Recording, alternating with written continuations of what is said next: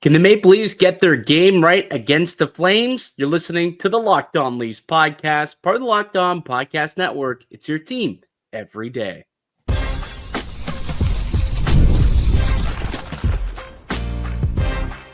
You're Locked On Maple Leafs, your daily podcast on the Toronto Maple Leafs. Part of the Locked On Podcast Network, your team every day.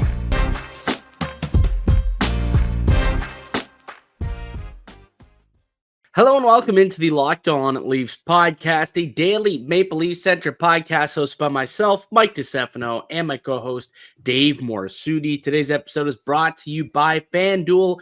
Download the FanDuel app now by visiting FanDuel.com and win $300 in bonus bets if your first $5 bet wins. What's happening, Dave? Did you get enough sleep after last night's marathon? You were actually down in the building at the Jays watch party at the Dome. What time did you get home? Did you stay for the whole thing? It was there the whole time. The game didn't end till like 2:45 in the morning. Damn near 3 a.m. I think I got home. I think by the time I got to bed, it was like 3:45 in the morning. Oof, man, what a game! And for them to lose, it sucks, man. It was such a gut-wrenching loss for the Blue Jays last night. You take it 18 innings deep, Eric Lauer pitching his ass off, but they had like a AAA offense out there by the end of the game. After all the switcheroos that were made, all the the changes to the lineup, it just really felt like if Vlad didn't hit a home run, there just wasn't a way they were going to string together enough hits to bring in a game-winning run. They got close a couple times. They had the bases juiced, but they weren't unable to get it done. And the Dodgers take a 2-1 series lead. So we'll see. We'll see if the vibes can be better tonight. Got another double header in terms of Jays and Leafs tonight. So we'll hope for the Blue Jays to bounce back, obviously in a much bigger matchup, Game 4 for World Series. But the Leafs with an opportunity to win a second straight game with a game against the Calgary Flames tonight. And this has become a bit of a budding rivalry with, obviously the Maple Leafs luring over Brad Treliving once he was let go from Calgary. And there's been reports that they've been unwilling to do business together. There's a couple of players who have played for the opposite teams that are now in this matchup. So I always look forward to Calgary-Toronto. Seems to be some juice to this matchup of late. Yeah, it's always a fun game, especially when it's in Calgary because you get a bunch of Leaf fans in the building, so it's always a good atmosphere. But these are two teams that kind of they're kind of similarities. I mean, obviously the GM for the Leafs helped kind of shape the Calgary Flames too, so it's no surprise there. But yeah, no, I think Calgary kind of they come into this game with they're trying to right their season. It's just been so brutal for them. Like, I didn't think they were going to be like a great team, but I did not expect them to be where they are right now. Well, that's a team that was battling for a playoff spot right into the bitter end last year. And yeah, you look at their record to start the season, 2-7-1. And that's after a big win in their opening game against the Edmonton Oilers. And then they lost 8 in a row after that, up until they beat the Rangers just a couple days ago to end an 8-game losing streak here. But the problem with them is they can't score. Like, this is a Flames team that legitimately just has had a lot of trouble scoring. They're averaging just 2 goals per game, which is the worst in the NHL. And defensively, they have not been getting a lot of help. And they're giving up 3.5 goals per game, which is also near the tippy top of the NHL. Dustin Wolf has not been as good as he was a year ago. The defense has not been nearly as good as they need to be. So if we're looking for a game for the Maple Leafs to break out offensively, this does feel like the matchup where Toronto should be licking their chops a little bit, thinking, hey, we can go and put up, a 5 spot, a 6 spot, maybe put up a touchdown against Dustin Wolf and this Calgary Flames team.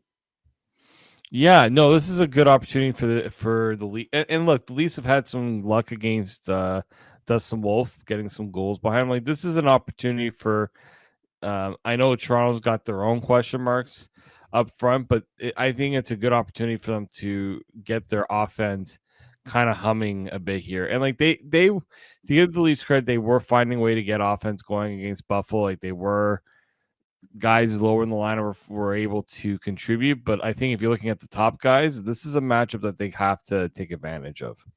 Oh, for sure. Like for sure you have to take advantage. And just looking back now to see the last couple of games here. So Dustin Wolf has played the Maple Leafs twice, and he's given up 5 goals in each of those games. He had an .828 save percentage in last year's first meeting, and then a month later they played again. He gave up 5 goals on 26 shots. He combines for a .616 goals against and an .818 save percentage through 2 games against this Toronto Maple Leafs lineup. Now that lineup was a little bit different than it was a year ago, and it's going to look a little different than it will be tonight. Obviously, Nylander is still going to be a game time decision for tonight. There's no Mitch Marner, who is a big part of those wins, obviously. But I still think that this is one where Toronto has to look themselves in the mirror and think, hey, look, we kind of got it going, found a little something. We showed some heart, showed some fight in that overtime win over the Sabres.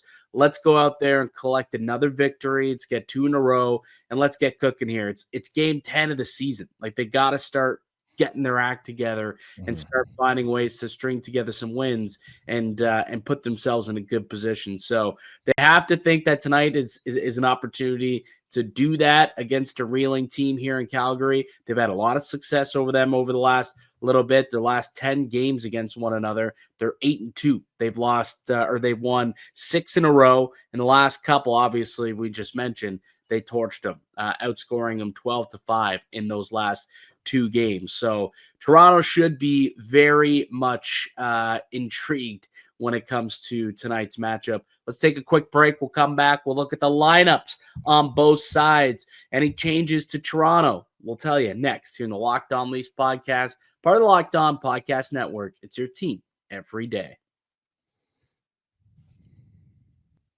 Today's show is brought to you by Monarch. Let's be honest, most of us can't name all our financial accounts, let alone what they're worth. Between 401ks and investments, it's easy to lose track, and that can mean leaving money on the table. That's why I started using Monarch. It's an all-in-one personal finance tool that brings your entire financial life together in one clean, easy-to-use interface on your laptop or your phone. It's great because you don't have to go out and get a spreadsheet to figure out how all your investments are working. It puts it all together so it's easy to see, and you can review everything with your partner, see shared goals, and make financial decisions that are better for you. So Monarch's visual dashboards and smart tools make it so much easier to understand where your money is going and how to make it work harder for you. So don't let financial opportunities slip through the cracks. Use code LOCKEDONNHL at monarch.com for 50% off your first year. That's monarch.com, code LOCKEDONNHL, for half off your first year.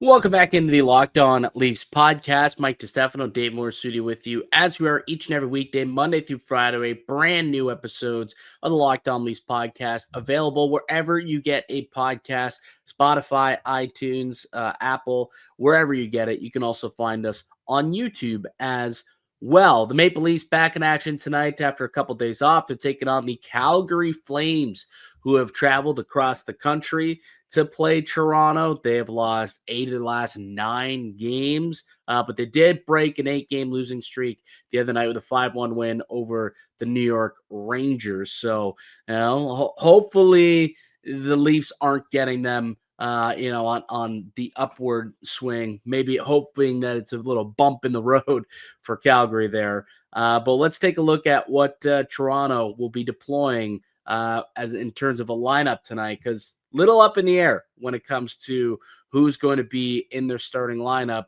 based on the fact that William Nylander is still considered a game time decision, Dave. Yeah, he's been nursing a lower body injury ever since Saturday. We talked about it. Woolley does not miss games, and for him to miss a game means it's got to be something that's pretty tough for him to play through. So right now it looks like he has been practicing. So I think they're just going to see how he is before the game. But if he doesn't play, it'll likely be Nick Robertson taking the spot on the top line if Nylander's not able to go. Yeah, I hope Nylander's good to go because he's actually torched. He loves playing against Calgary. Yeah, like Bill he had a hat trick last time these two played. Bill from Calgary. He always crushes and torches. I think it was like a birthday hat trick too, if I'm not mistaken. And it was in Calgary that game. But yeah, so he'll be a game time decision for tonight. The rest of the lineup is as follows. Got Matthew Knies with John Tavares, Matthias Michelli, Joshua, and or not Joshua, Nicola Waugh, and Easton Cowan on your third line. Steven Lorentz, Max Domi, and it appears that Sammy Blais will make his Maple Leafs debut tonight. Sounds like he's going to check in for Calle Jarnkrok on the fourth line at a little bit more thump, little bit more size to this lineup going up against a bit of a bigger, heavier Calgary team. Makes sense here, Dave.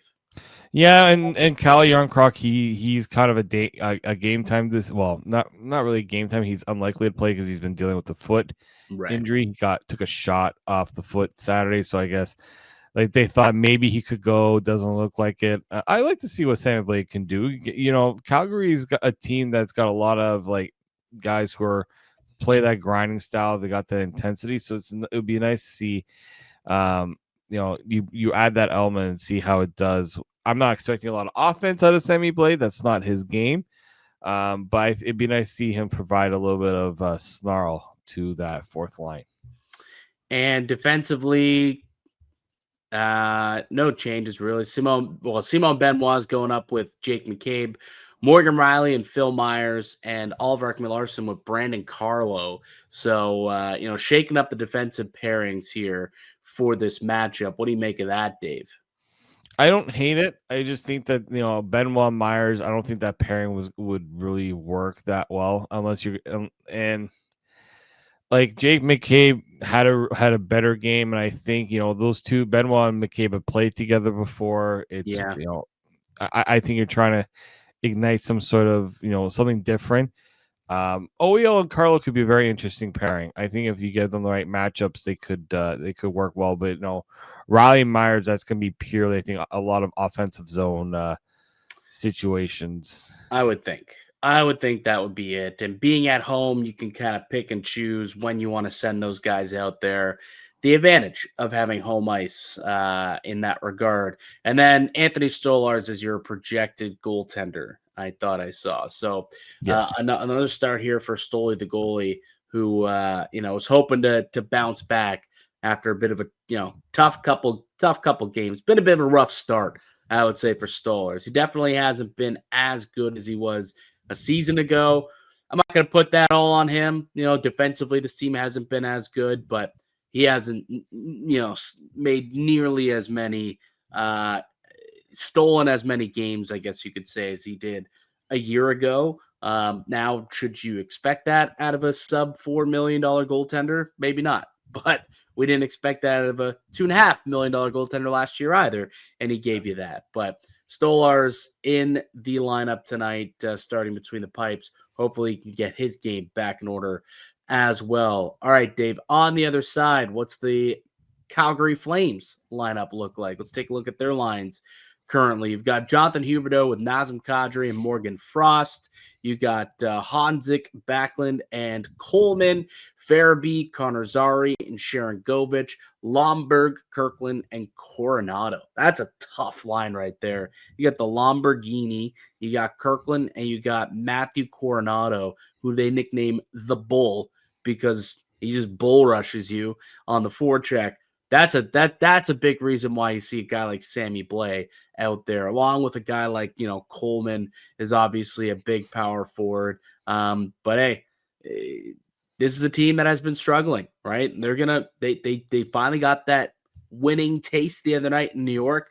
Figured out maybe a formula that works for them. They got 5 goals put up on the board. They're going to be roaring to get ready to go tonight. So they got to make sure the Maple Leafs are ready to defend the squad. And Coronado and Sharon Govich have kind of been on the in the crosshairs for the coach. Both of them have been healthy scratched lately. Both of them are, signed pretty decent contracts. So like these are players they expect to have big impacts, and they were both both sent to the press box. Coronado, they said, oh, try to give him a bit of a reset. Dude, how do you reset a guy making $6.5 million? Like, they gave him a 7-year deal, $45.5 million, 6.5 AAV. And they're like, yeah, not playing good enough. Got to sit him in the press box for a game. Yeah. That's tough. That is tough. But it's desperate times, calls for desperate measures. They need to get something out of this lineup. And up until a couple days ago against New York, they weren't getting anything from this group. Go ahead. No, like I get it. This lineup is a bit of a retooling lineup. They're trying to get some of these younger guys like Zari, Coronado, Frost. Like it's definitely a roster in transition in a lot of ways. But I've been surprised at how tough it's been for them to find offense. It's probably got a lot to do with the fact that down the middle, it's not like Kadri's good. Backlund, you expect him to be pretty good, but it just hasn't worked out for them. Like there's guys who are underperforming clearly, and it's not a good time right now for Calgary. But as you said, they did have a better game against New York, so hopefully for them, it's a sign of things maybe turning around a little bit. Yeah, they scored 5 goals in New York the other day. They scored 3 against Winnipeg, but prior to that, they had 1 goal in each of the 3 games prior. So really, really struggling to put up offense. Again, Toronto's got to make sure that they continue that trend and make it very hard for Calgary to get to the net and get rush chances. Make sure you make it hard for them to bang away at rebounds. Just can't make life easy for the Calgary Flames, both in front of your own net and also make it difficult for Dustin Wolf on the other side. Little shorter stature goaltender, so you stand in front of him. He can't peek above you. He's got to try and go around you, and sometimes that could pose a problem. So I do expect for Toronto to take advantage of that. All right, let's take one more quick break. We'll come back, we'll get to the Locked On players to watch and our keys to the game. That's next here on the Locked On Leafs podcast, part of the Locked On Podcast Network. It's your team every day. The NHL is back, and there's no better place to get in on the action than on FanDuel, the official sports betting partner of the Locked On Network. Even if you miss the start of a game or you want to ride the hot hand, FanDuel has live bets on everything you want, from who's going to score the next goal to third period comebacks. Plus, you can even combine your live bets into a same-game parlay for a shot at a bigger payout. It keeps every game exciting, especially when your team's making that late push. Right now, FanDuel is giving new customers $300 in bonus bets when your first $5 bet wins. So head to FanDuel.com to sign up and play your game with FanDuel, the official sports betting partner of the Locked On Network. The Locked On Leafs podcast continues. Mike DiStefano, Dave Morassutti with you as always. And the Maple Leafs back in action tonight against the Calgary Flames. So Calgary traveling cross country and taking on the Maple Leafs, who've won 6 in a row now against the Flames, hoping to make it 7 in a row. 8 of the last 10 they've won against Calgary here. And Toronto's got to get it going, man. Game 10 of the season. Have to get it going. Who's the player to watch for the Maple Leafs in tonight's game, Dave? Who we got our peepers on in this matchup? Well, on the Flames side, it's a familiar face, someone that we've grown to miss a lot in Toronto, and that is one Nazem Kadri. 11 in the spotlight a little bit now. Yeah, well, I mean, he's supposed to be, right? He's the guy over there in Calgary right now, but that 11 points in 10 games against the Leafs. He loves playing Toronto, doesn't he? He does, and it's an interesting time for him. There's a lot of talks about whether he could be on the trade block, because Calgary's obviously not doing so well, but he's also, they said that they don't want to trade him before he reaches 1,000 games with the team, and I think right now he is at, if I'm just gonna check, he's 5 games away from 1,000. So Could be a player to watch not only in this game but also a player to watch if he gets put on the trade block. I mean, that's a player that Toronto could use. Let's be honest.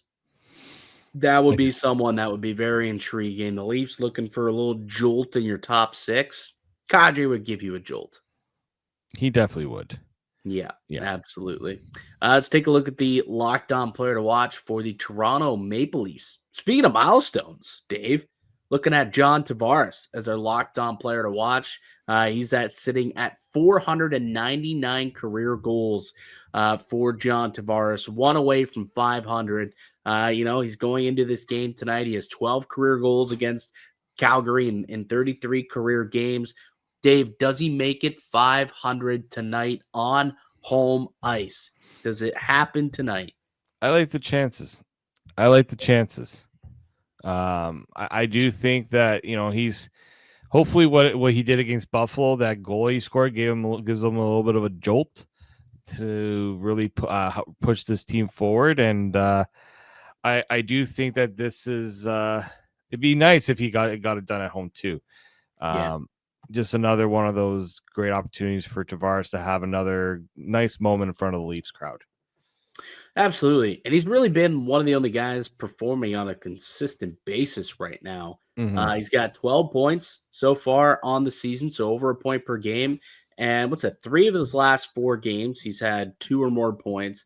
He has 5 goals in his last 6 games here. So, John Tavares has played very well. Weren't sure how it was going to look. Maybe a bit of a step back year after a big bounce back season last year at 34 years old. 35 couldn't possibly take another step, but so far pretty solid returns early on for John Tavares. So with a shot at a major career milestone on the line, goal number 500, I think he gets it tonight, which is why he is the subject of our player to watch. Let's take a peek at our keys to the game here, Dave.